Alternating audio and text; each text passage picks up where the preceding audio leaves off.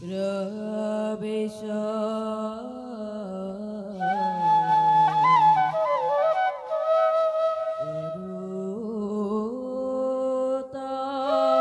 কৰুতাকামং ৰাম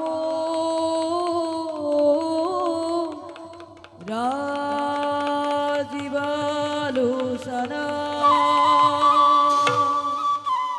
সসুৰৰূ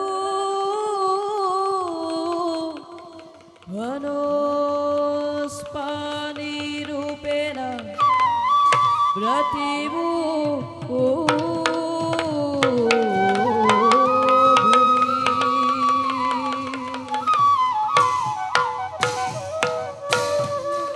গীত ৰাখিন ধৰা তাল এক তাল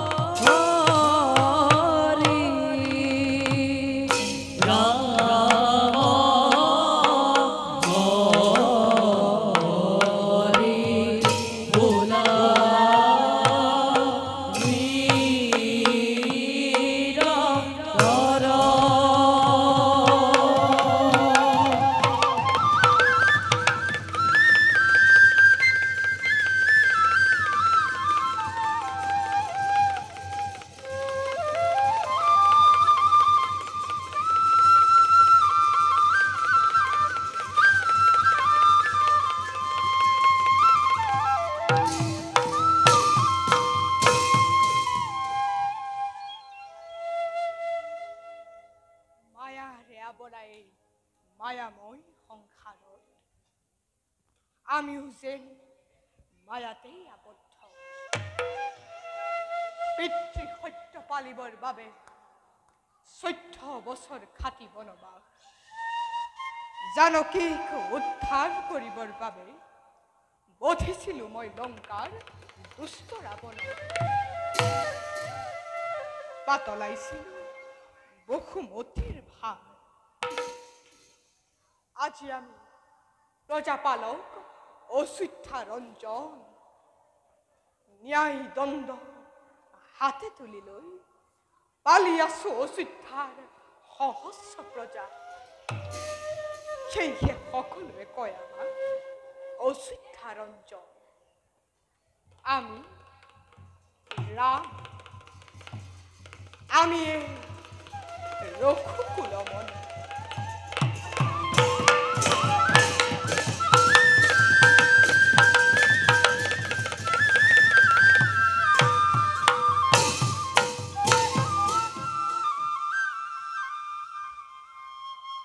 যাও এবে নিষ্কৰ্তব্যৰ হেতু সংগ্ৰহৰ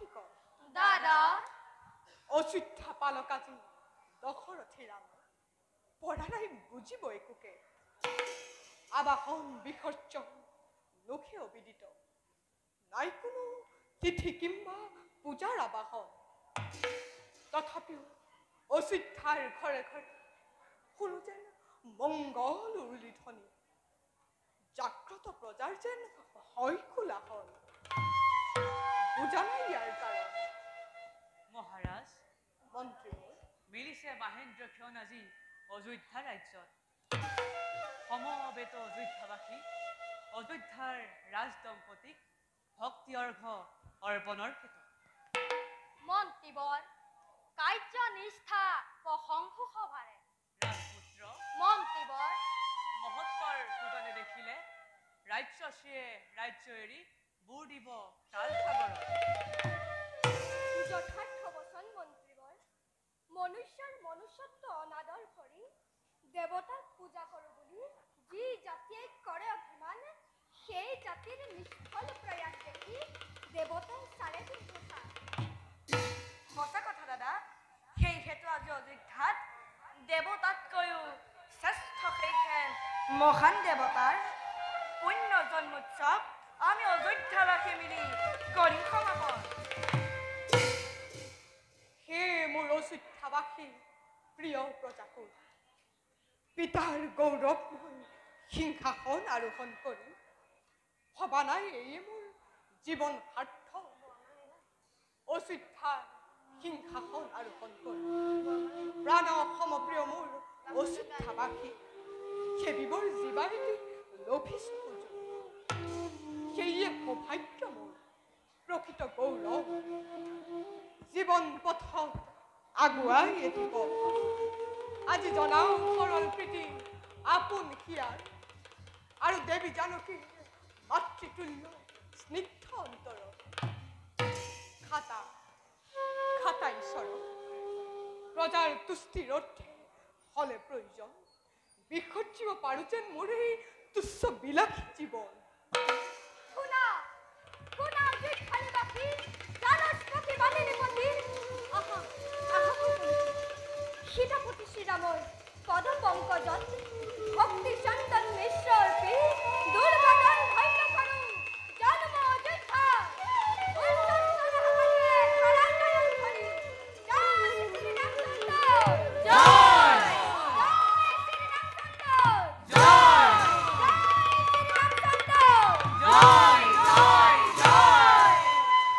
रामाय राम चन्द्राय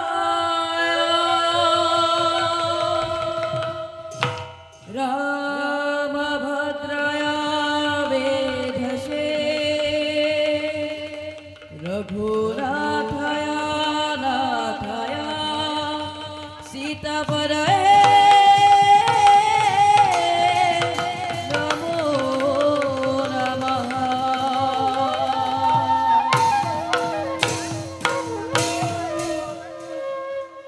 উঠা উঠা ভাইহঁত উঠক মন্ত্ৰীবৰ আহা দাদা আহা ভাই শত্ৰুঘ্ন অযোধ্যাপতি শ্ৰীৰামৰ এই জয়ধ্বনিৰে মুখৰিত কৰো আমি অযোধ্যা নগৰ জয় শ্ৰীৰামচন্দ্ৰ জয়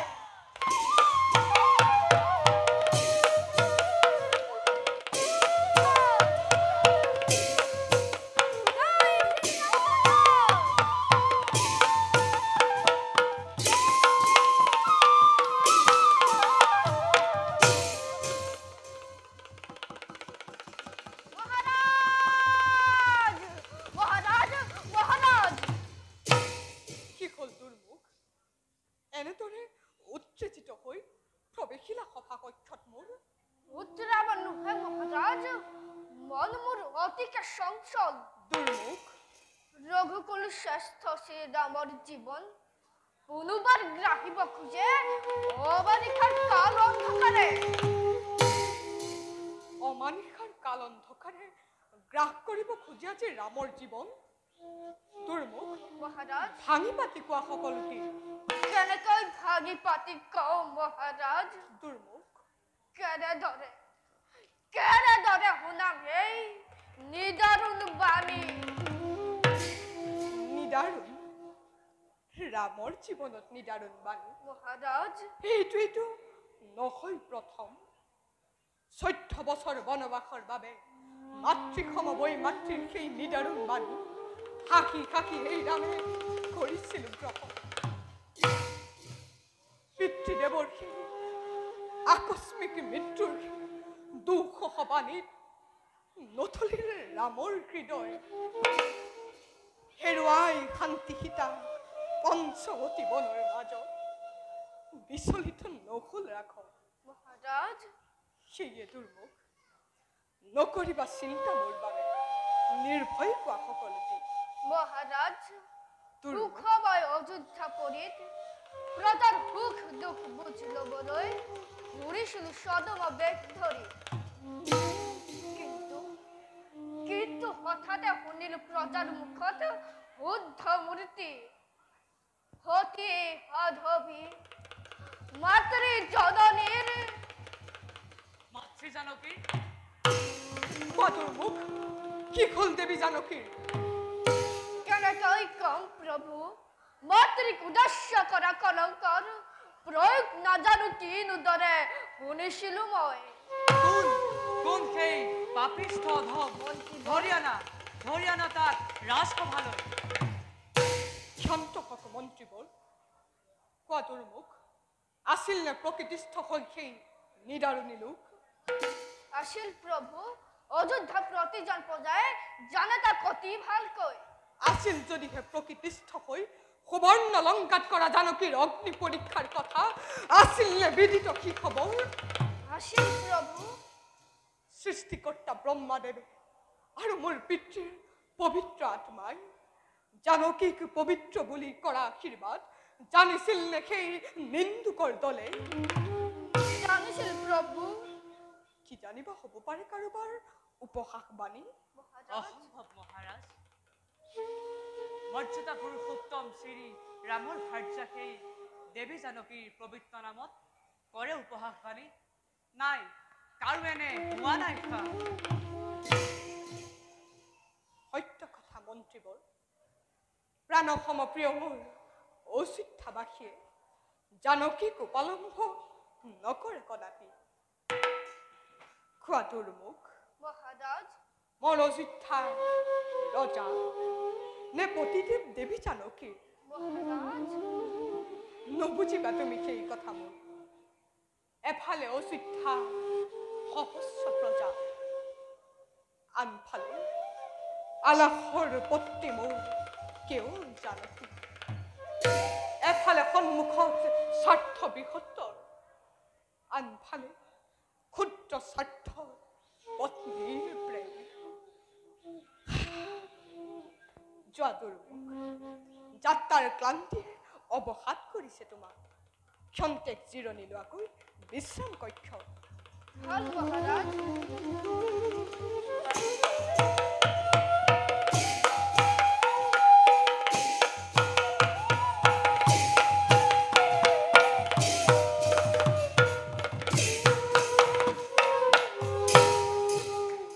ময়ো যাওঁ, সেইখন এক পৰীক্ষাৰ বাবে নিজকে কৰোগৈ প্ৰস্তুত। আহক মন্ত্ৰীবৰ। বলক মহাৰাজ।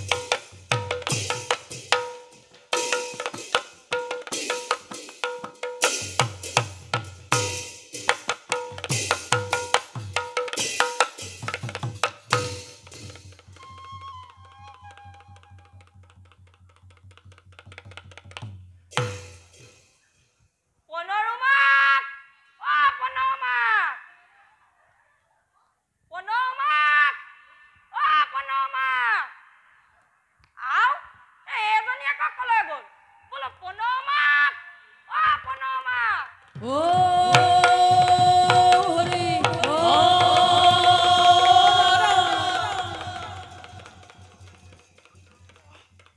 ও বোলো কি হ'ল নো?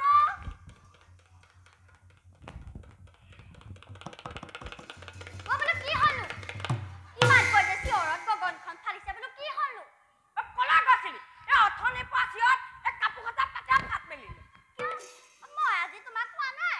কি আজি ৰজাই ঘৰত পঞ্চমীখন নহয় জানো? বাৰু পৰমা তাকেই চাবলৈ গৈছিলো। তয়ো এচেলেকমান খালি নে মই আকৌ কেলে খাম? ৰাণীক হে খুৱাইছে কিবা? নহয় তই এচেলেকমান খোৱা হলে মই তোক নোখোৱাকৈও হ'লহেঁতেন তোমাৰ আৰু কথাবোৰ।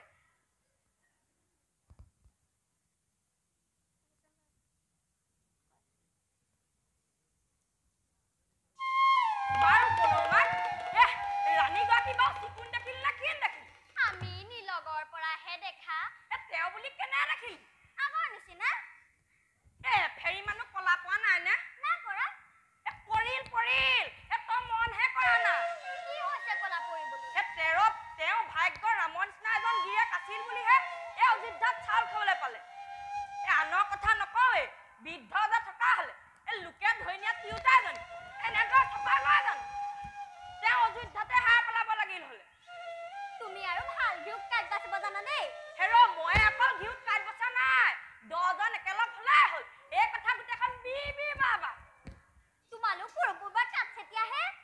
কিয় পনমা? কিয়? ৰজাৰ কথাটোৱে ভাবিলা হক। ৰাণীগৰাকী কি হ'ল তই ভাবিলানে? মোৰ পেটটোৰ পাছতো চাগে একে হ'লহেঁতেন। মই জানো কৈছো এতিয়া লগতে উজান দিছাহে। আজিহে চিনিলো তোমাৰ চিন। পনমা পনৌমাক মৰিল। পনমা কৈছো নহয় পনৌমাকে মৰিচ খালে। পনমাকে মোকে গোট মৰিষ্ট কলে নাখায়, মোকে কামো দে পনমা। মই আৰু তোমাৰ লগত সংসাৰ কৰিব নোৱাৰো। কিয় পনমা? পনমা মই জমদুৱাৰৰ বাটলৈ গলো। জমদুৱাৰ কথা কুকুৰ আছে পনমা। মোকো লগত লৈ থ। ভাল ঘটনা ঘটিল। পনমা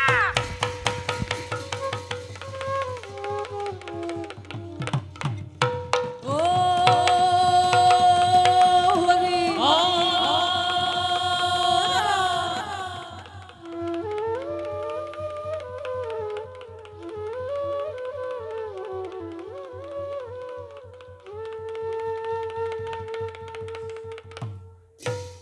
सकरा जनकी कमंग प्रवेशा उर्मिला संगता चिन्तयन्ति रामचन्द्र तरनो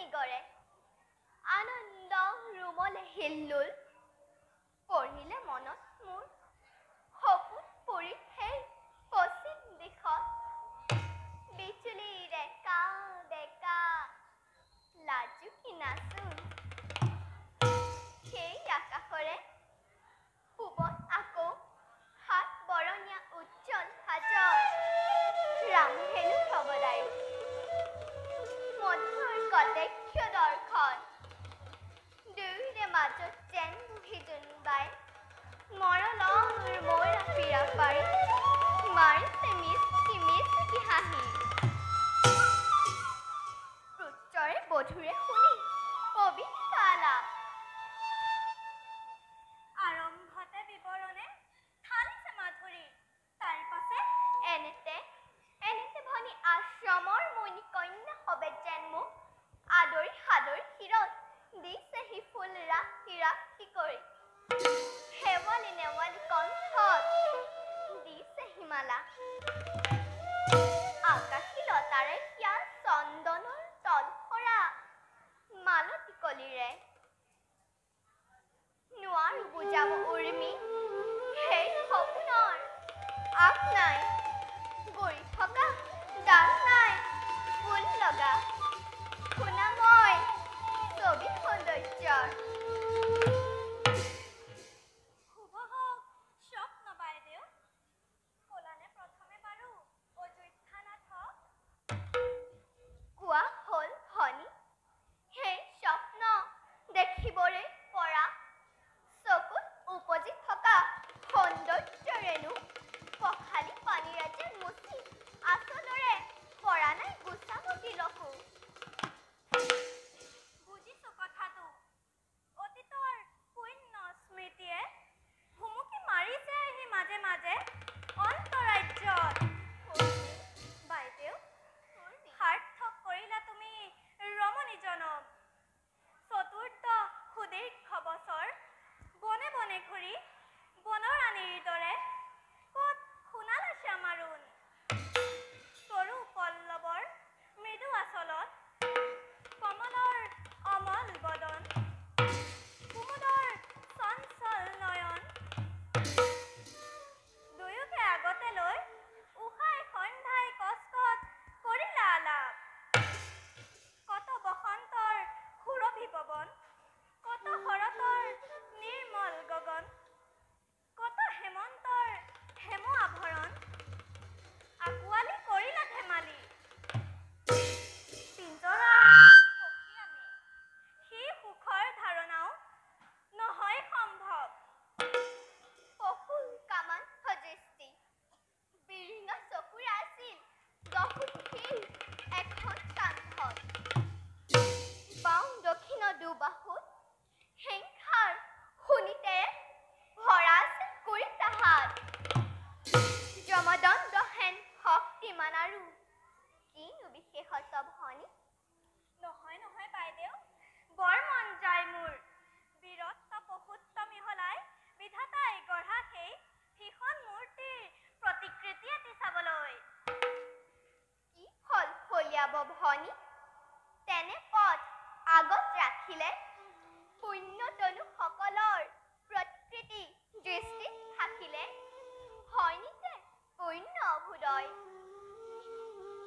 কিন্তু তাৰ বিপৰীত কুফলৰ পূৰ্ণ সম্ভাৱনা নাই হয় বাইদেউ প্ৰতিকৃতি দেখি তাৰ সুঁৱৰিম কামান্ধৰ শেষ পৰিণাম বাইদেউ নানিবা মনি মনত থুলমূল দুই এটি ৰেখাৰ যোগেদি ৰাৱণৰ চিত্ৰ এই মাটিতেই কৰক অংকন ভনীটিৰ অনুৰোধ উপেক্ষা কৰি কোনহতে কিন্তু উৰ্মি মোৰ আছে নাম মাত্ৰ এটি অনুৰোধ নহয় বাইদেউ কোৱা আজ্ঞা বুলি সীমাবদ্ধ শব্দৰ ভঁৰাল মোৰ যেনে বুলি ল'ব খোজা লোৱা তেনে ভাবে কিন্তু শুনা বাইদেউ ৰাৱণৰ বিকট চেহেৰা দেখি নোৱাৰিবা হ'ব কিন্তু ভয়ত বিতত হ'ব বাইদেউ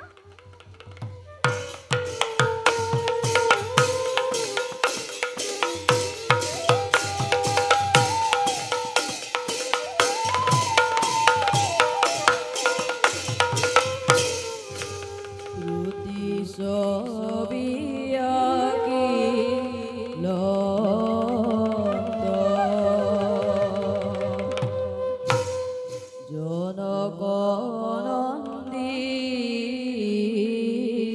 জনগণন্দিনী উর্মিলার অনুরোধ রাখি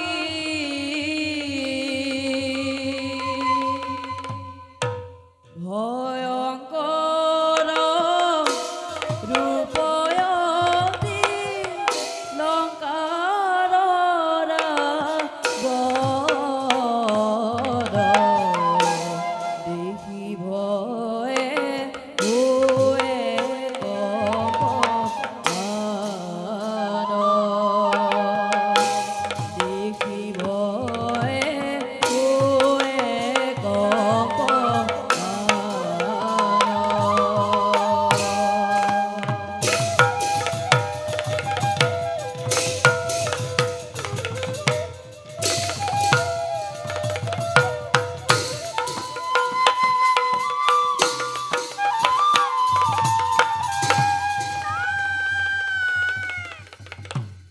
সেয়া ৰাৱণৰ দহকে আৰু এয়া চোৱা পৰ্বত সদি কায়ক হিংসা শোণিতে ভৰা ফুলখন হাত বাইদেউ বাইদেউ উৰ্মি নালাগে আঁকিব আৰু নোৱাৰো চাব মই ৰাক্ষসৰ সেই প্ৰতিচ্ছবি উৰ্মি বুকু মোৰ কঁপিব লাগিছে থাকা তুমি বাইদেউ অযোধ্যাপতিও আহিব এতিয়া উৰ্মি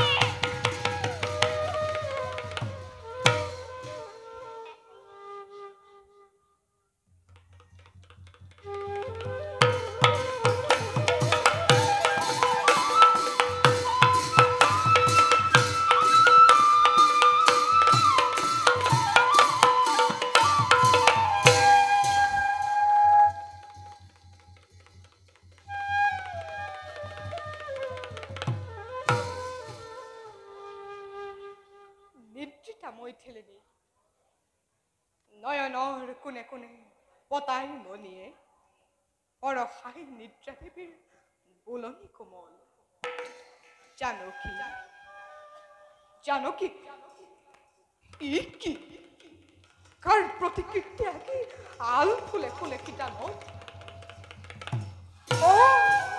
সেইটো পবিত্ৰৰ পথ যাৰ নাৰকীয় আচৰণে জানকীৰ সুখ ৰবি থাকিলে ভাল তথাপিও সেই ৰাৱণৰে নহয় লেখা আছে চিত্ৰৰ কাষত ভনীতিৰ অনুৰোধ ৰাখি খোৱা শ্ৰীৰামৰ দুখ হচৰি সুখৰ সংগিনী বিনোদনী কমলৰ অমল দুপাখি মুঠি শুই লোৱা অযোধ্যাৰ কণ্টক শয্যাত জানকী জানকী জানকী